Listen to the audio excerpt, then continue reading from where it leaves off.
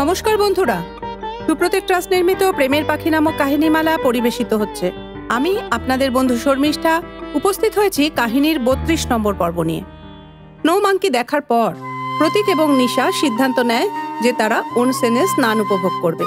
জাপানে ওনসেন হলো উষ্ণ প্রস্রবণ, যার মধ্যে জাপানিরা প্রায় 1000 বছরের বেশি সময় ধরে স্নান করে আসছে। জাপানে স্নানের সুবিধাযুক্ত অনেক ওনসেন এবং ট্র্যাডিশনাল ইনস রয়েছে, যা উষ্ণ প্রস্রবণের চারপাশে গড়ে উঠেছে। ওনসেনগুলো প্রকৃতপক্ষে উষ্ণ প্রস্রবণগুলিতে জিওথার্মাল শক্তিতে উত্তপ্ত প্রাকৃতিক রূপে পাওয়া গরম জল ব্যবহার করে তৈরি হয়। ওনসেনের হট স্প্রিংগুলিতে জল সামান্য ঘোলা রং থাকে, সোডিয়াম, ক্যালসিয়াম এবং ক্লোরাইড ইত্যাদি মিনারেল মেশানো থাকে বলে লোকেরা বিশ্বাস করে যে এই জলে স্নান করলে নার্ভ পেন, মাথা ব্যথা, জয়েন্টে ব্যথা, ক্লান্তি, মহিলাদের বিভিন্ন রোগ এবং অন্যান্য স্বাস্থ্য সমস্যা দূর হয়। প্রাচীনকালে পুরুষ এবং মহিলারা ওনসেন এবং সেন্তোতে একসাথে স্নান করত বিনা কাপড়ে, কিন্তু 1868 সালে মেইজি পুনরুদ্ধারের সময় জাপান পাশ্চাত্য দেশগুলির সাথে সম্পর্ক তৈরি করা আরম্ভ করেছিল এবং দ্রুত শিল্পায়ন এবং পাশ্চাত্য মতাদর্শ গ্রহণ করেছিল।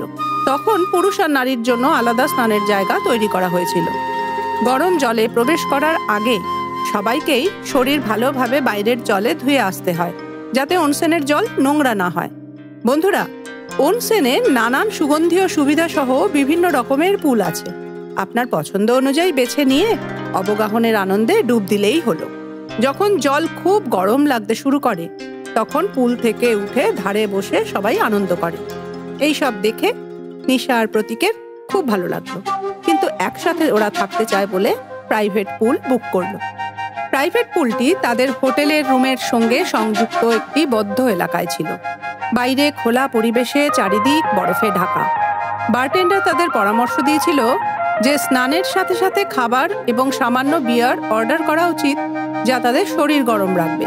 তাই ওরা টেম্পুরা, কারাগে, ভাত ও বিয়ারের অর্ডার দিল।